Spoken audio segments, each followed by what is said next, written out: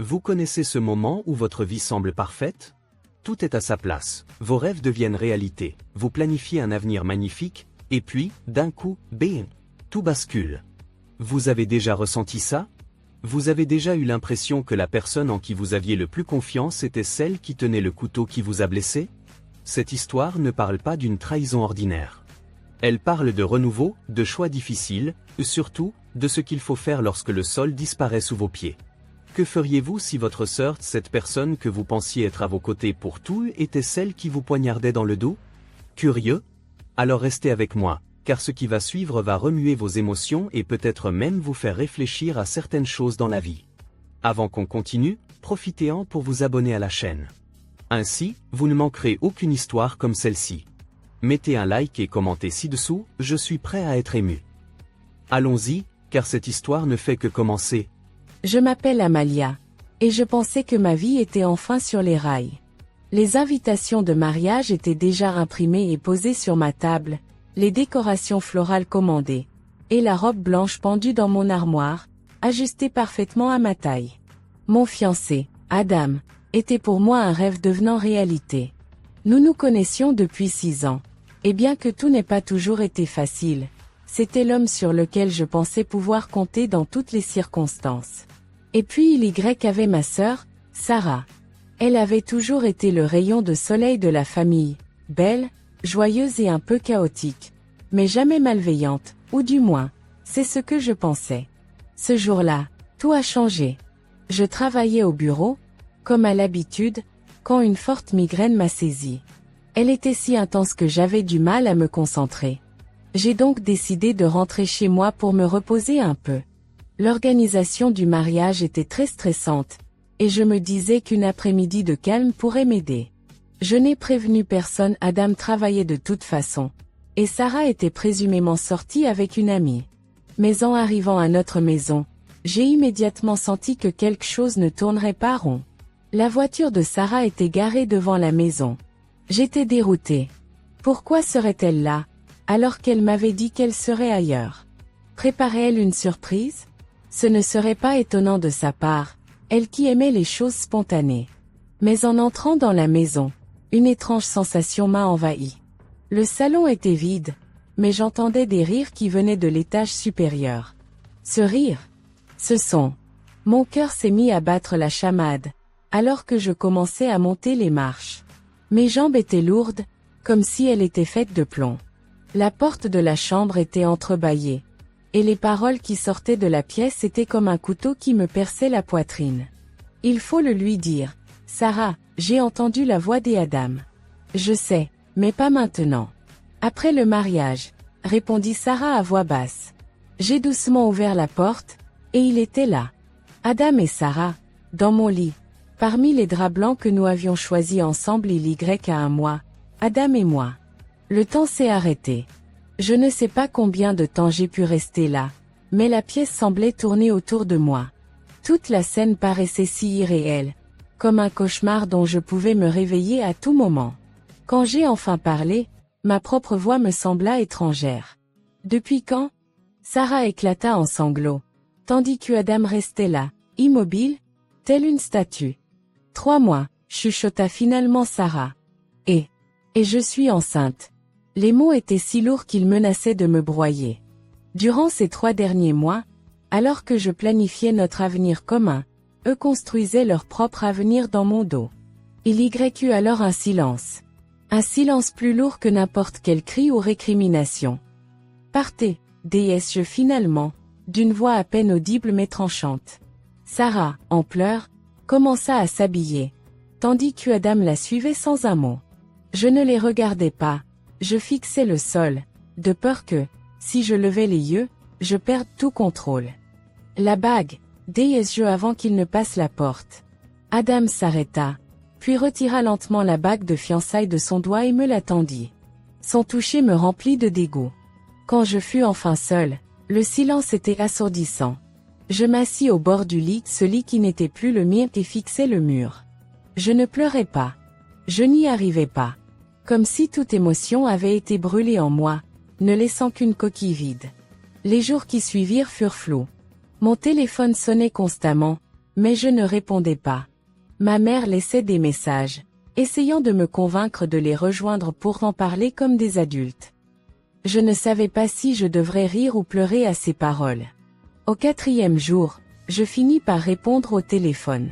« Amalia, ma chérie, il faut que tu comprennes que ces choses arrivent parfois. » Commença ma mère, comme si c'était un événement ordinaire.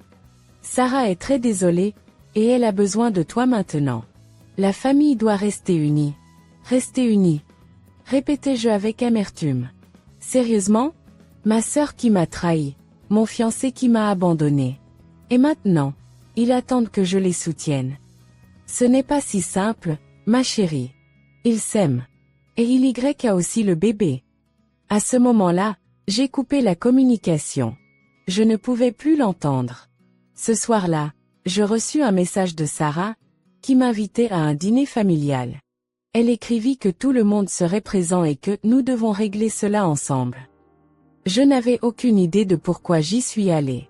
Peut-être par curiosité, pour savoir jusqu'où il pourrait descendre. Le dîner fut exactement comme je m'y attendais. Autour de la table, tout le monde se comportait comme si rien d'important ne s'était passé. Sarah annonça avec un sourire qu'elle et Adam se marieraient le mois prochain, lors d'une petite cérémonie intime. Ma mère rayonnait de joie, comme si c'était la meilleure nouvelle qu'elle n'ait jamais entendue. « Amalia, tu vas être tata. N'est-ce pas excitant ?» me demanda-t-elle, comme si elle ne réalisait pas l'absurdité de la situation. Je me levai de table, la chaise crissant si fort que tout le monde me regarda. « Excitant? Ma sœur couche avec mon fiancé, tombe enceinte, et maintenant vous vous attendez à ce que je joue à cette pièce grotesque. » Mon père se racla la gorge. « Ce qui est fait est fait. Il faut maintenant aller de l'avant. » Aller de l'avant? C'est une blague, non? La famille doit rester unie, non? Mais où était cette famille quand on m'a trahi? Personne ne répondit. Juste des regards vides, et les fausses larmes de Sarah. Ce soir-là, en rentrant chez moi, une seule chose occupait mon esprit. Je ne pouvais pas être cette femme que tout le monde trahit. Puis qui est attendue pour sourire et avancer. S'il avait décidé de m'évincer, il était temps que je prenne ma propre décision. Et alors, le plan a pris forme dans mon esprit. Je ne voulais pas de vengeance. Je voulais qu'ils ressentent, eux aussi, ce que cela fait de perdre quelque chose d'important. Et je savais exactement comment leur faire comprendre. Amalia a disparu quelques jours, comme si elle s'était évanouie dans la nature. Elle ne répondait pas aux appels de sa famille, ignorait les messages, et personne ne savait où elle pouvait être. Mais cela ne voulait pas dire qu'elle restait inactive. Au contraire, elle passait tout son temps à planifier précisément ce qu'elle allait faire. Elle réfléchissait longuement à comment pouvait-elle continuer après ce qui s'était passé. Comment se retrouver elle-même tout en essayant de gérer la douleur de la trahison. L'idée de la vengeance la hantait. Mais elle savait en même temps qu'elle ne pouvait pas descendre au niveau de Sarah et Adam. Non. Son plan était bien plus réfléchi et subtil. Amalia s'est d'abord tournée vers un ami pour demander de l'aide. Balaz, son ami d'enfance, avait toujours été là pour elle dans les moments difficiles. Il était au courant de la situation familiale et n'a pas été surpris lorsque Amalia a frappé à sa porte. « J'ai juste besoin d'un endroit pour réfléchir », dit-elle d'une voix basse, alors que Balaz ouvrait la porte pour la laisser entrer. « Et un peu d'aide pour mettre en ordre ce que je vais faire ensuite. » Balaz lui prépara une tasse de thé chaud qu'il posa sur la table devant elle. Puis il s'assit en face d'elle. « Tu sais que je t'aiderai pour tout ce dont tu as besoin. Mais dis-moi, quel est ton plan ?» Amalia hésita un instant, puis elle sortit un dossier de son sac. « Regarde ça, » dit-elle en posant le dossier sur la table. Balaz, curieux, l'ouvrit. Il était rempli de photos, de plans et de notes. « C'est un plan pour acheter une maison ?» demanda Balaz en feuilletant les documents. « Pas n'importe quelle maison, » répondit Amalia, avec une touche de tension et d'excitation dans la voix. C'est la maison que Adam et Sarah avaient choisie. La maison qu'il appelait leur maison de rêve. Les yeux de Balaz s'écartèlèrent, puis un petit sourire apparut sur son visage. « C'est brillant, » dit-il. « Mais comment vas-tu faire pour l'obtenir ?» Amalia expliqua que, une fois qu'elle avait découvert que Adam et Sarah avaient choisi cette maison, Elle avait discrètement cherché à en savoir plus sur les propriétaires et sur l'état de la maison. Elle découvrit que la maison était à vendre, et bien qu'Adam et Sarah aient déjà fait une offre, les propriétaires n'avaient pas encore pris de décision. Amalia savait que c'était le moment d'intervenir. J'ai contacté les propriétaires, raconta-t-elle, et je leur ai dit que j'étais prête à payer immédiatement, en liquidité. Balaz acquiesça, visiblement impressionné. Ce n'est pas donné. Tu es sûr que ça en vaut la peine? Le visage d'Amalia s'assombra. Ce n'est pas une question de vaut-il la peine. C'est la seule façon de reprendre le contrôle de ma vie. Je ne veux pas de vengeance. Je veux juste qu'ils ressentent ce que c'est que de perdre quelque chose qu'ils croient leur appartenir. Balaz écouta en silence, conscient qu'il n'était pas utile de discuter avec elle. D'accord, dit-il finalement. Alors faisons-le. Dans les jours qui suivirent, Amalia mit tout en œuvre pour que l'achat soit finalisé le plus rapidement possible. Avec l'aide de son avocat, elle réussit à convaincre les propriétaires que son offre était la meilleure.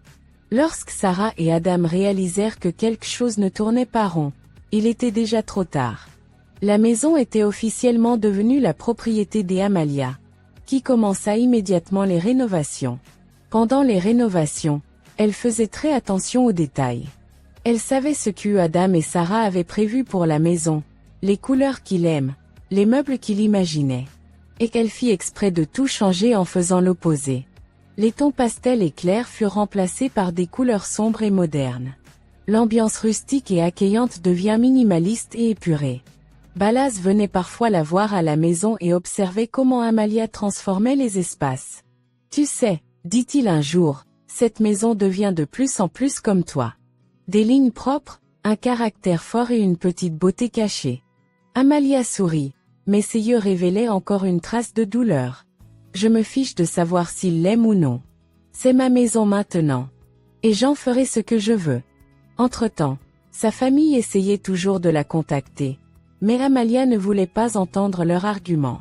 Sarah lui avait envoyé plusieurs messages pour s'excuser et pour essayer d'expliquer à quel point elle regrettait ce qu'elle avait fait. Mais Amalia ne la croyait pas. Elle sentait que les larmes de Sarah n'étaient qu'une façade, et qu'elle ne cherchait qu'à se dédouaner pour mieux avancer.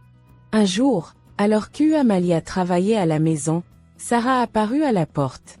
Son ventre rond était désormais bien visible, et son visage reflétait une douleur sincère. « Amalia, s'il te plaît, parle-moi, dit-elle d'une voix suppliant. Je sais que je t'ai blessée. Et je sais que ce que j'ai fait est impardonnable.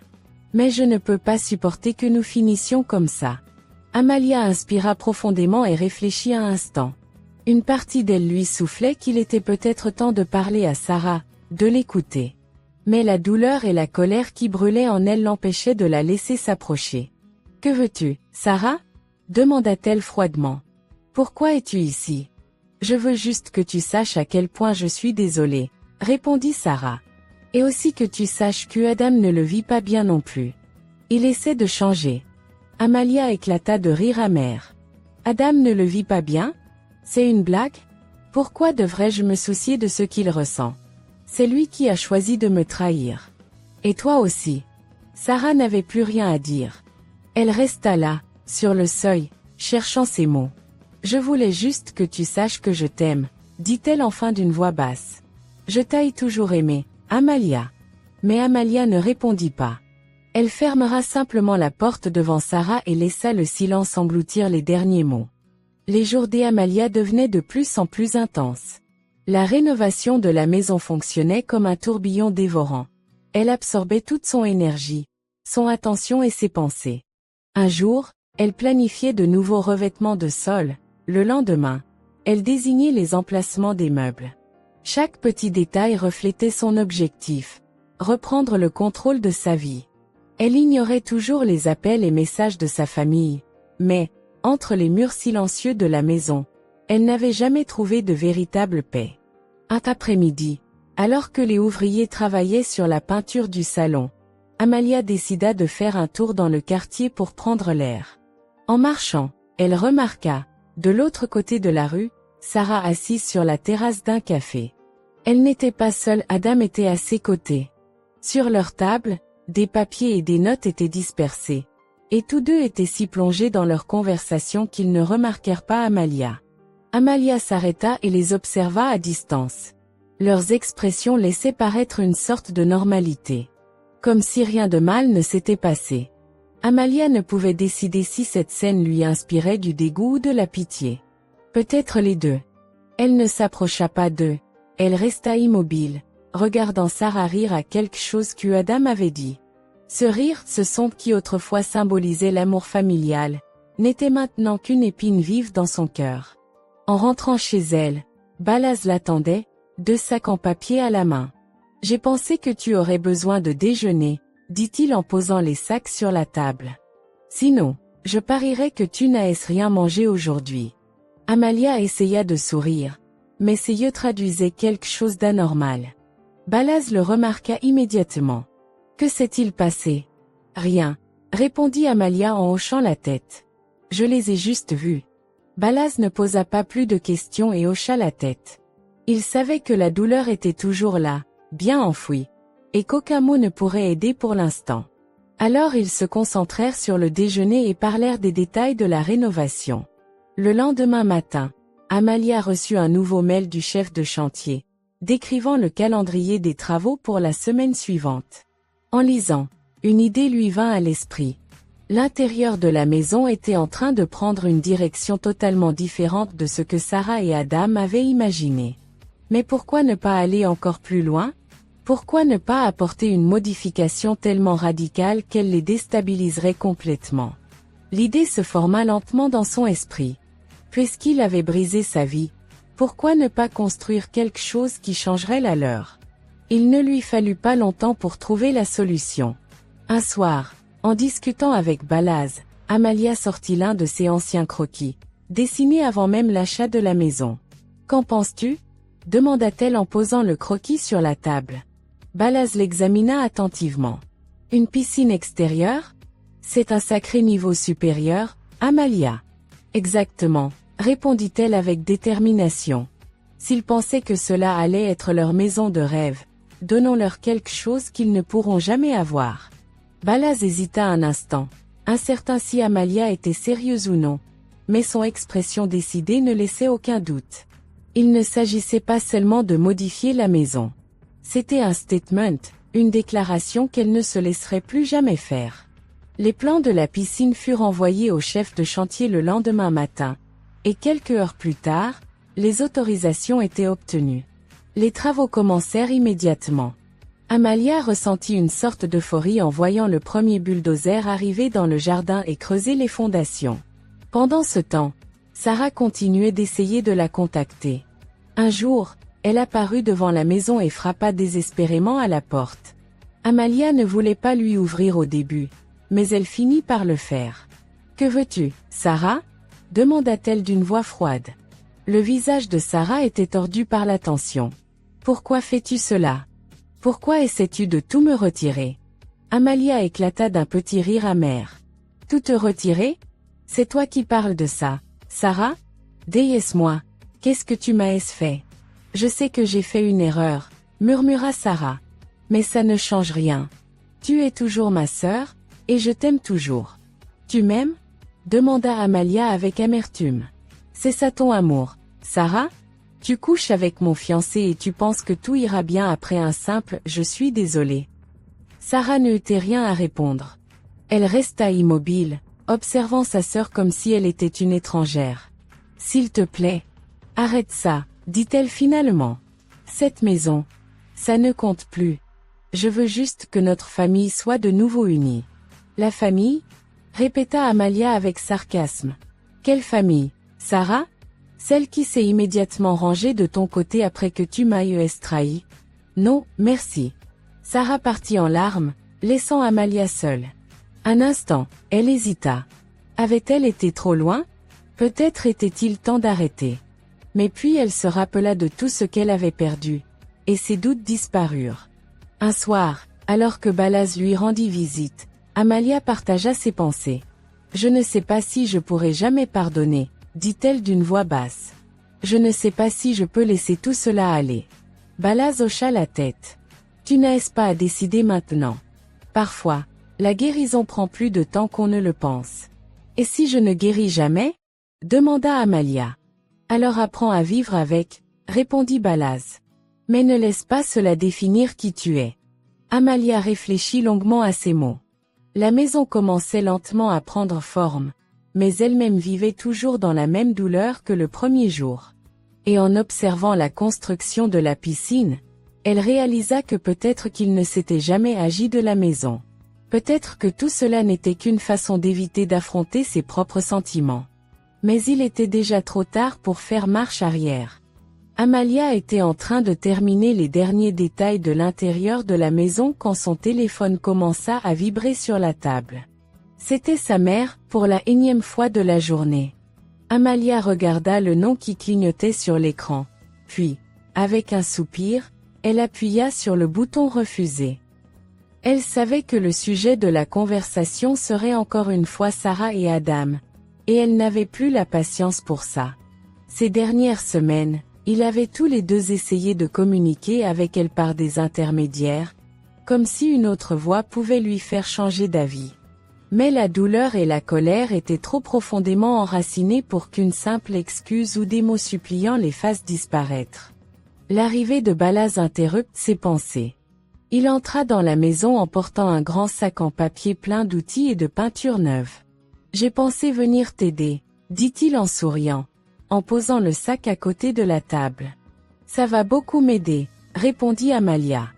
Il reste encore beaucoup à faire dans la salle au fond. Alors qu'ils travaillaient ensemble, Balaz tenta d'aborder délicatement le sujet qui rôdait dans leur tête. « Tu sais que tu ne pourras pas les éviter éternellement, » remarqua-t-il. Amalia lui jeta un bref regard avant de retourner à la peinture. « Je ne cherche pas à les éviter. Je n'ai juste rien à leur dire. »« Et s'ils essaient à nouveau de te contacter directement ?» demanda Balaz. « J'ai vu que Sarah était encore venue l'autre jour. » Amalia se figea un instant puis reprit son travail. « S'ils sont vraiment sincères dans leurs excuses, peut-être que je les écouterai un jour. Mais pour l'instant, je n'en suis pas capable. » Balaz hocha la tête, voyant que la situation pesait plus lourdement sur Amalia qu'elle ne voulait l'admettre. Pourtant, il ne revient pas sur le sujet pendant le reste des travaux, préférant laisser le silence et l'effort partagé parler à leur place. Ce soir-là, après que Balaz fut parti, Amalia se retrouva seule dans le silence de la maison. Les rénovations étaient presque terminées, et elle ressentit une étrange vide. Ces dernières semaines, elle avait consacré tout son temps et son énergie à la maison. Mais maintenant que la fin approchait, elle se demanda si cela suffirait vraiment à combler le vide laissé par la trahison de Sarah et Adam. Ses réflexions furent brièvement interrompues par des coups frappés à la porte. Amalia pensa d'abord que Balaz était revenu pour quelque chose. Mais lorsqu'elle ouvrit la porte, elle trouva Sarah. Son visage rouge indiquait qu'elle avait pleuré, et elle tenait ses mains sur son ventre. « Pourquoi es-tu ici, Sarah ?» demanda Amalia d'une voix froide. « Je veux juste te parler, » répondit Sarah d'une voix tremblante. « S'il te plaît, écoute-moi. » Amalia hésita. Tout son être lui criait de fermer la porte et de la laisser là. Mais quelque chose de plus profond en elle suggérait qu'il était peut-être temps d'écouter. Elle s'écarta de l'entrée et fit signe à Sarah d'entrer. Sarah entra lentement et jeta un coup d'œil autour de la maison. Son visage changea lorsqu'elle observa les espaces rénovés. « C'est vraiment magnifique, » dit-elle d'une voix basse. « Ce n'est pas pour ça que tu es venue. » Coupa Amalia. « Qu'est-ce à dire ?» Sarah inspira profondément et tenta de se calmer. « Je sais que ce que nous avons fait est impardonnable. Et je ne veux pas trouver d'excuses pour moi ou pour Adam.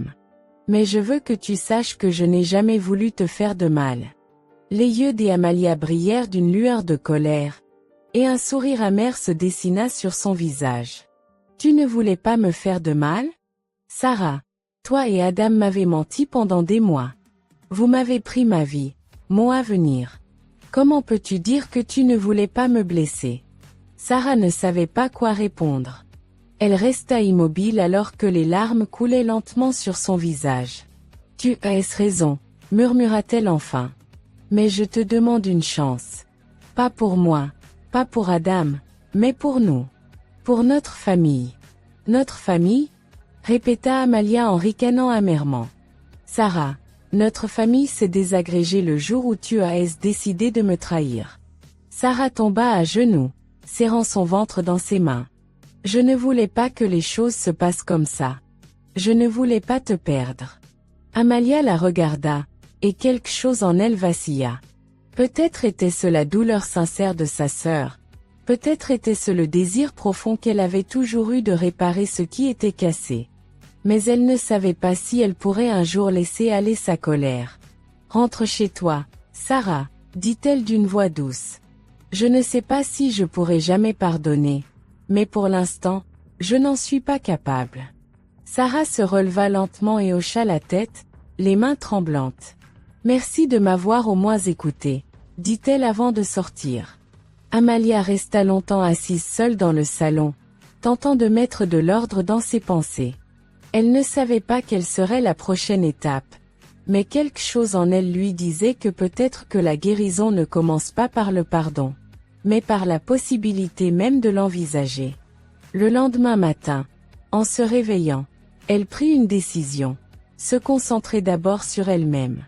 La maison était presque terminée, et pour la première fois, elle sentit qu'il était peut-être temps de tourner la page, pas pour Sarah ou Adam, mais pour elle. Amalia trouva un nouveau sens à ses jours. La maison était presque terminée, et maintenant qu'elle travaillait sur les dernières finitions, un sentiment étrange commençait à l'envahir. Elle ne savait pas si c'était du soulagement, de la satisfaction ou peut-être une forme de vide. Chaque matin, elle suivait le même rituel, elle se levait tôt, faisait du café et se mettait au travail, mais le silence des nouvelles pièces créées résonnait autour d'elle. Un après-midi, alors qu'elle travaillait dans le jardin, son téléphone se mit à sonner. C'était sa mère. Amalia savait que, si elle décrochait, le sujet tournerait inévitablement autour de Sarah, mais pour une raison qu'elle ignorait, elle ne rejeta pas l'appel cette fois. Au lieu de cela, elle laissa le téléphone sonner jusqu'à ce que sa propre curiosité prenne le dessus. « Allô, maman » dit-elle brèvement.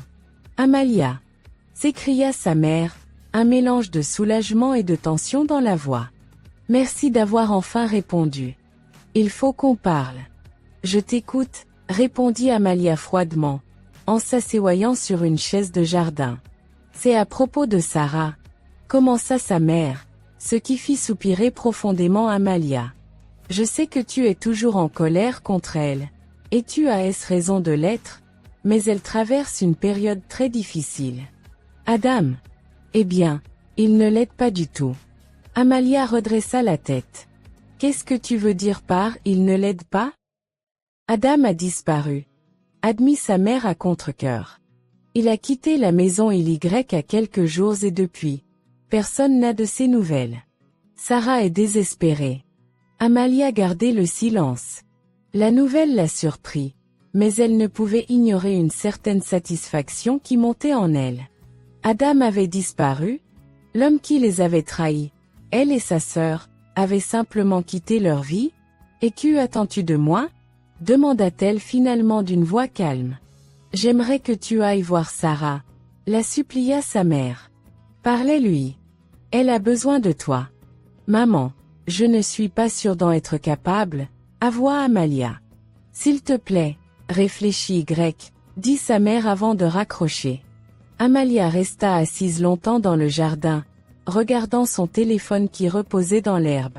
Pourquoi avait-elle le sentiment que cette histoire n'était pas encore finie? Le lendemain matin, elle décida d'aller voir Sarah. Pas parce qu'elle était entièrement apaisée, mais parce qu'elle ressentait le besoin de le faire. Peut-être pour apaiser sa propre conscience, ou peut-être pour savoir ce qui était arrivé à Adam. Quand elle arriva à l'appartement de Sarah, elle frappa, mais personne ne répondit. Elle était sur le point de partir lorsque la porte s'entr'ouvrit. Sarah se tenait dans l'entrée, les yeux cernés et le visage fatigué. Elle avait visiblement peu dormi ces derniers jours. « Amalia ?» demanda Sarah, surprise. « Je suis venue voir comment tu allais, » dit Amalia d'un ton neutre. Sarah s'écarta de l'entrée et lui fit signe d'entrer. L'intérieur de l'appartement était chaotique. Des vêtements étaient éparpillés sur le canapé, et des verres et assiettes vides s'empilaient sur la table. Désolée pour le désordre, s'excusa Sarah. Je n'ai pas eu la force de faire le ménage. Amalia hocha la tête et s'assit sur une chaise. Alors, qu'est-il arrivé à Adam? Sarah se mit à tordiller un mouchoir dans ses mains. Je ne sais pas. Il a juste disparu. Un jour, il était là, et le lendemain matin, il n'était plus. Il n'a laissé aucun message, aucune explication. Ça ne m'étonne pas, lâcha Amalia froidement. Les yeux de Sarah se remplirent de larmes. Je sais qu'il ne mérite pas ta pitié, mais moi, je ne sais pas quoi faire. Je suis toute seule, et le bébé arrive. Amalia hésita un instant.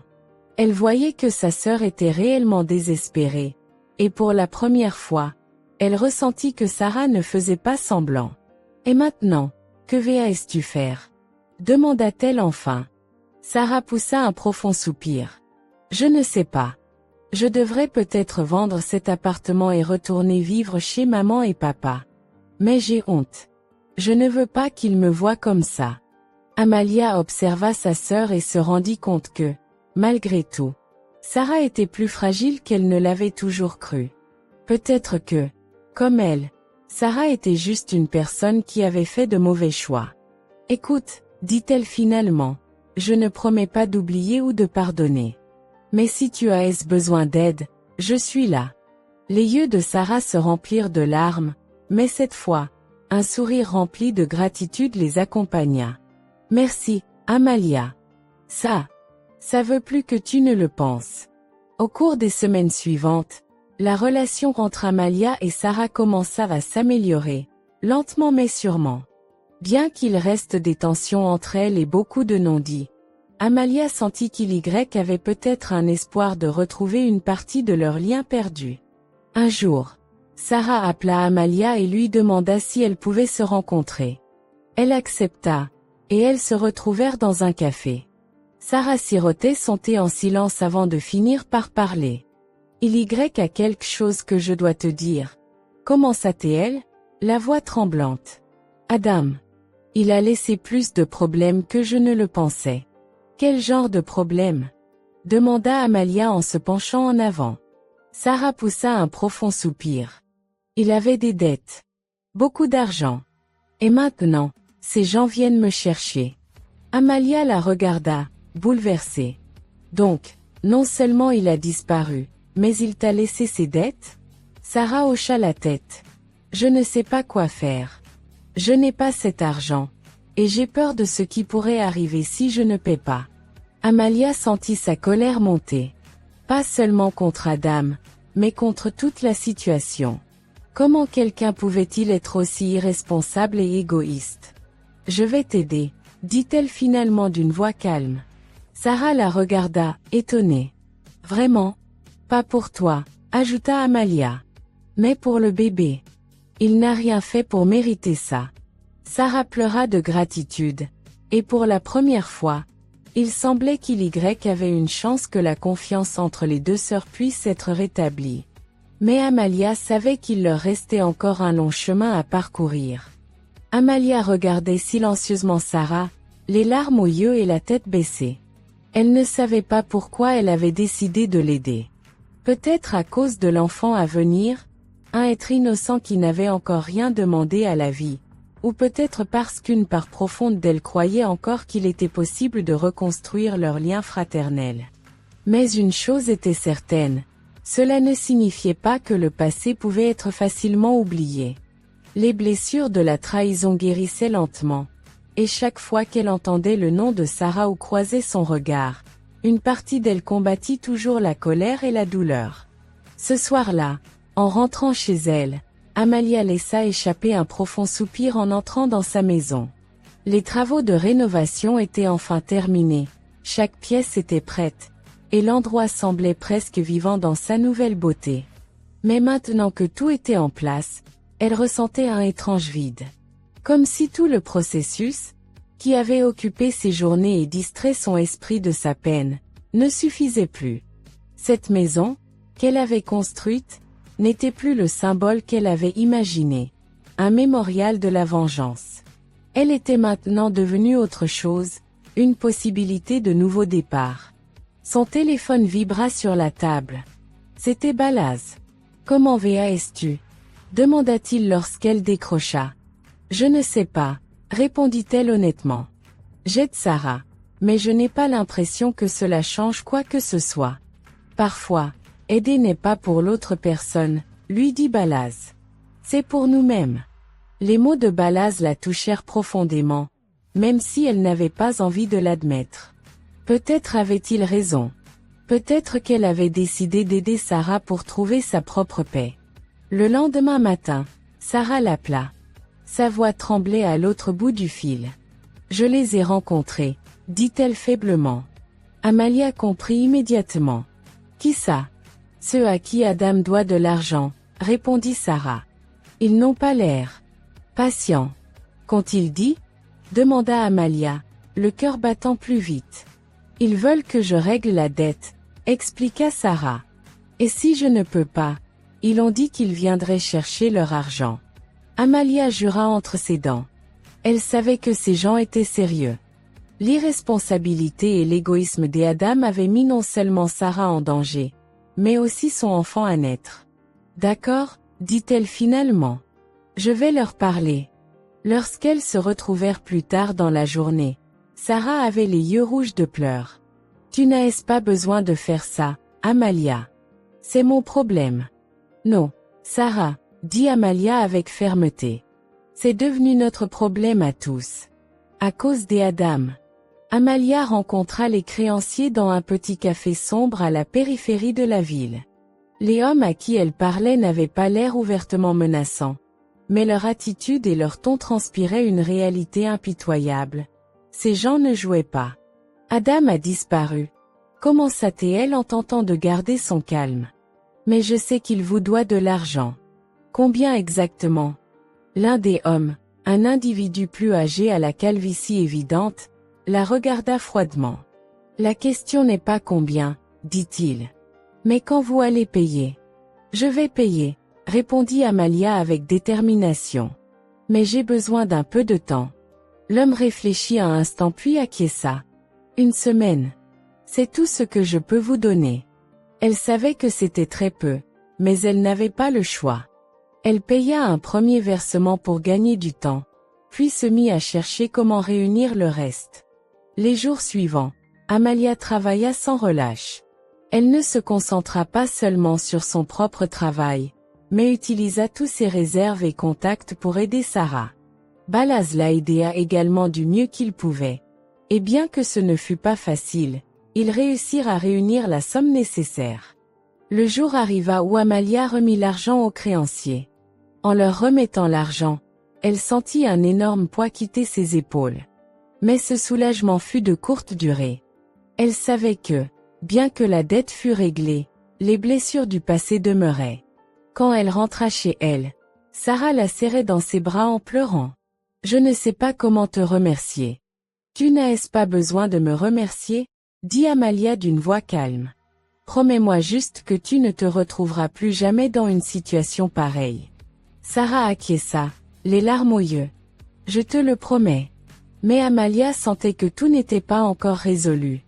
Elle savait que le pardon était un processus long et douloureux. Et peut-être ne pourrait-elle jamais se débarrasser entièrement de sa colère. Mais c'était peut-être un premier pas. Ce soir-là, elle s'assit seule dans son salon et sortit une vieille photo. Elle et Sarah étaient enfants, riant sur le cliché. Amalia regarda longuement l'image, et un faible sourire apparut sur son visage. Peut-être, juste peut-être, Y avait encore de l'espoir.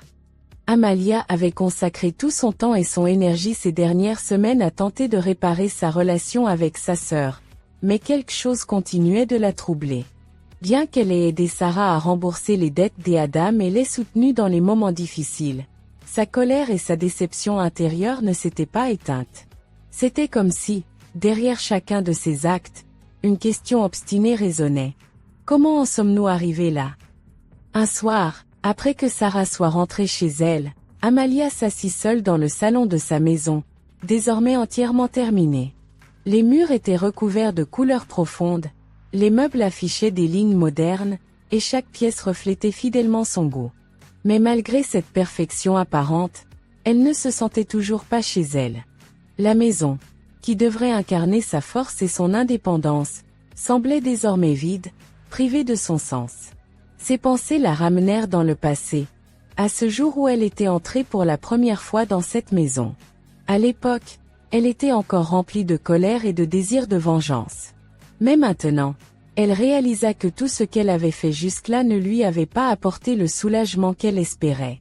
Cette maison, qui avait été pensée comme un instrument de vengeance, n'était plus cela. Mais elle ne savait toujours pas pourquoi elle l'avait conservée. Le lendemain matin, Balaz arriva à la maison, comme il le faisait presque chaque semaine.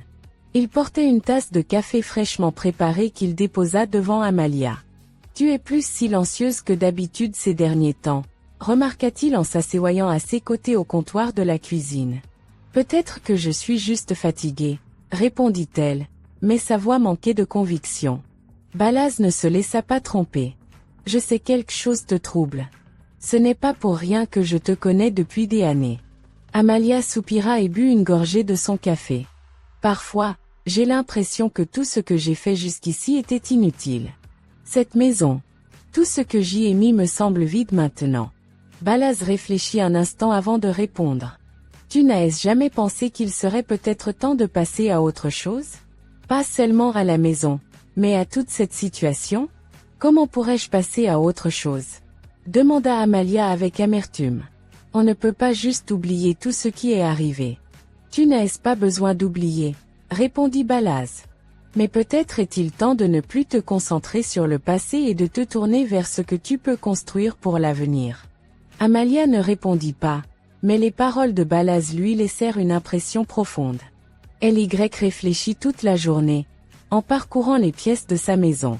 Chaque salle, chaque détail lui rappelait pourquoi elle avait commencé cette entreprise. Mais maintenant, ce n'était plus la vengeance qui la motivait. C'était autre chose. Le lendemain, Amalia rencontra Sarah, qui semblait beaucoup mieux qu'auparavant. Les traits de sa sœur étaient plus apaisés, et sa grossesse avancée semblait lui apporter une certaine sérénité que Amalia n'avait pas vue depuis longtemps. « Je voulais te dire quelque chose », commença Sarah en remuant sa tasse de café. Amalia la regarda avec curiosité. « Je t'écoute. » Sarah inspira profondément. « Je sais que je ne pourrai jamais te demander d'oublier ce que j'ai fait. Et je ne sais pas si tu pourras un jour me pardonner complètement. Mais je veux que tu saches que je ferai tout pour me rattraper. Pas seulement pour toi, mais pour mon enfant. » Quelque chose bouleversa Amalia. Elle voyait que Sarah était sincère et qu'elle essayait vraiment de changer. « Peut-être qu'il a encore de l'espoir, » dit-elle d'une voix douce. « Mais nous devons travailler ensemble pour arriver. » Sarah acquiesça, et un silence plein de compréhension s'établit entre les deux femmes. Sur le chemin du retour, Amalia réfléchit aux paroles de Balaz. Peut-être avait-il raison. Peut-être était-il vraiment temps de passer à autre chose. Une fois rentrée, elle sortit les documents de la maison et réfléchit à ce qu'elle pouvait faire. Bien qu'elle aime cette maison, elle sentait qu'il était temps de la laisser partir. Dans les semaines qui suivirent, Amalia contacta son agent immobilier pour mettre la maison en vente. L'agent fut surpris, car la maison venait à peine d'être terminée, mais il ne posa pas beaucoup de questions. L'annonce attira rapidement des acheteurs potentiels. Le style moderne et les prestations de la maison la rendirent populaire. Et en peu de temps, plusieurs personnes manifestèrent leur intérêt. Un après-midi, alors qu'Amalia faisait visiter la maison à un acheteur potentiel, Sarah apparut inattendument à la porte. L'acheteur était à l'étage, ce qui permit à Amalia de sortir rapidement lui parler. « Pourquoi tu es ici ?» chuchota-t-elle. Sarah regarda autour d'elle, gênée. « Je ne savais pas que tu allais vendre la maison. » Amalia soupira. « Je sens que c'est le moment de tourner la page. » Sarah resta un instant silencieuse puis demanda d'une voix faible. « Et tes souvenirs ? » « Les souvenirs ne sont pas liés à une maison, » répondit Amalia. « Ils sont dans ce que j'ai appris d'eux. » Sarah ne posa pas d'autres questions et s'en alla silencieusement. Quelques jours plus tard, Amalia discuta de ses projets de vente avec Balaz. Il l'écouta attentivement, puis lui dit en souriant. « Je suis fier de toi. Pas tout le monde aurait le courage de faire face à son passé de cette façon. » Amalia sourit. « Peut-être que c'est vraiment le moment de ne plus me concentrer sur le passé et de penser à ce que je peux bâtir à l'avenir. » Alors que la vente de la maison approchait, Amalia se sentit de plus en plus légère. Bien que les blessures du passé soient toujours là, elles ne dominaient plus sa vie. Elle se sentait libre pour la première fois depuis longtemps. Le dernier soir, avant de quitter la maison pour toujours, elle parcourut les pièces vides.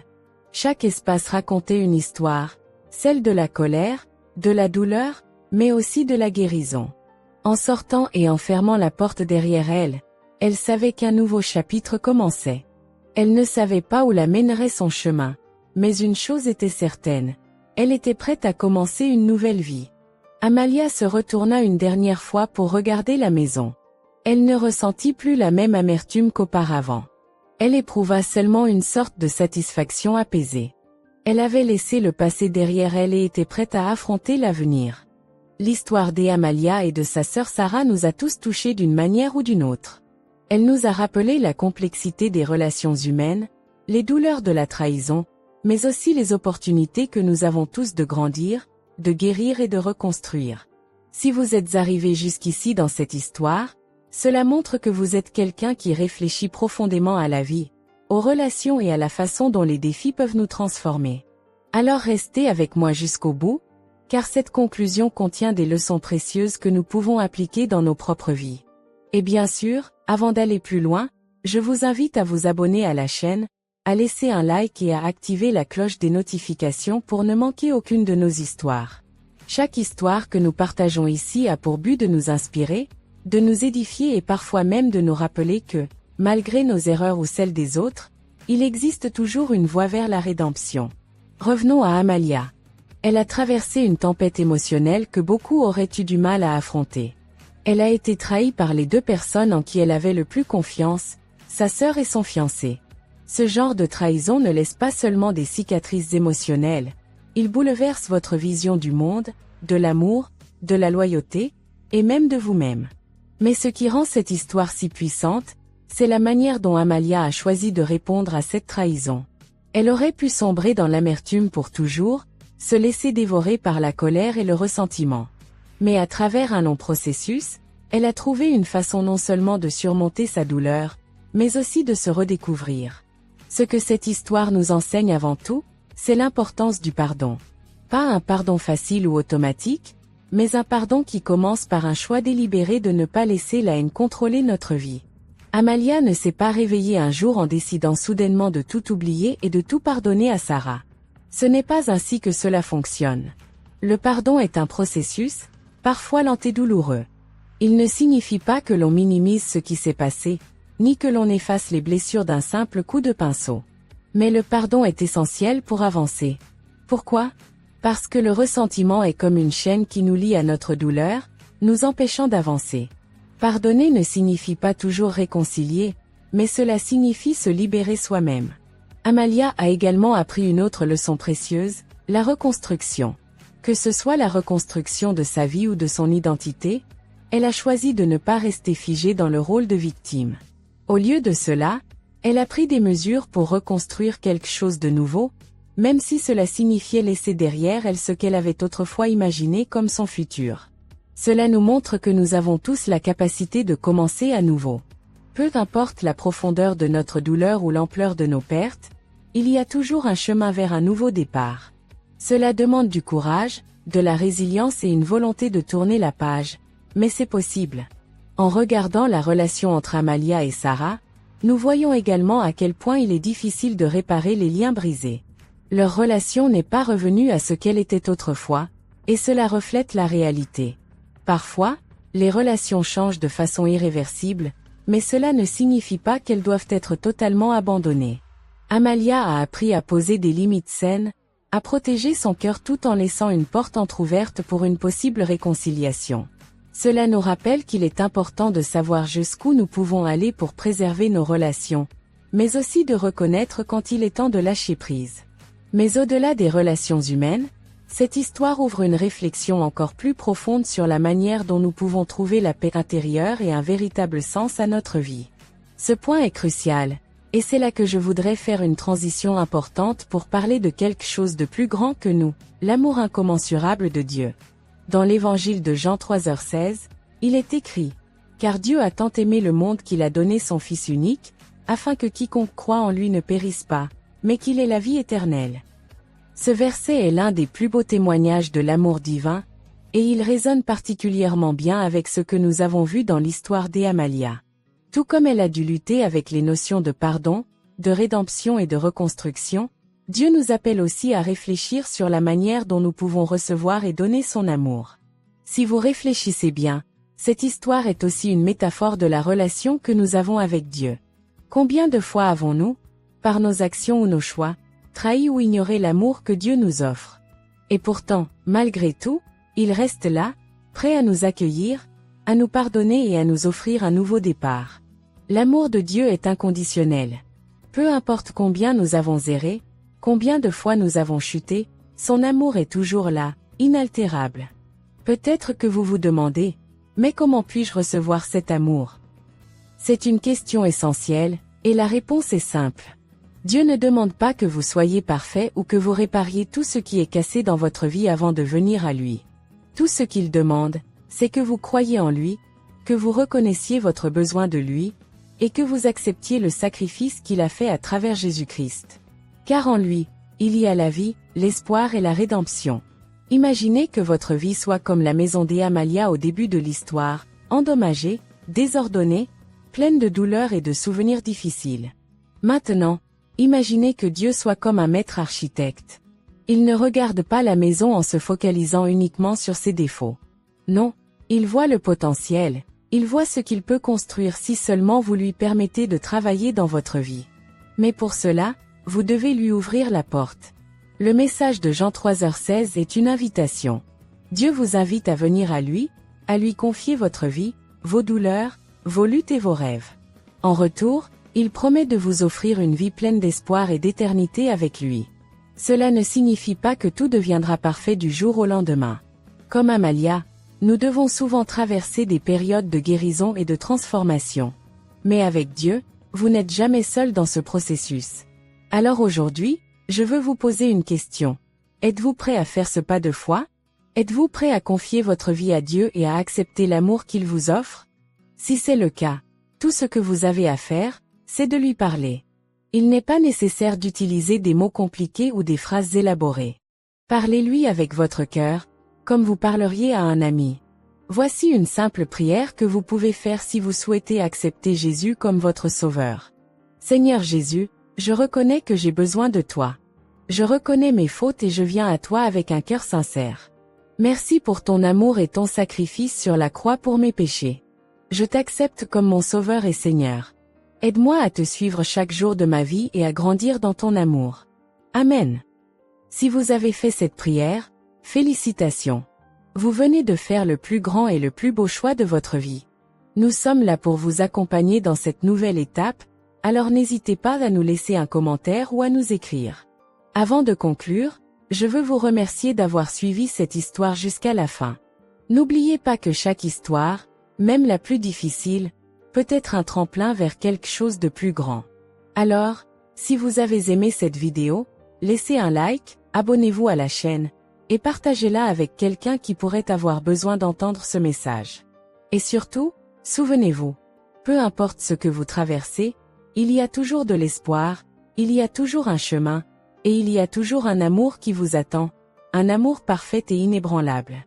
Soyez bénis, et à très bientôt pour une nouvelle histoire inspirante.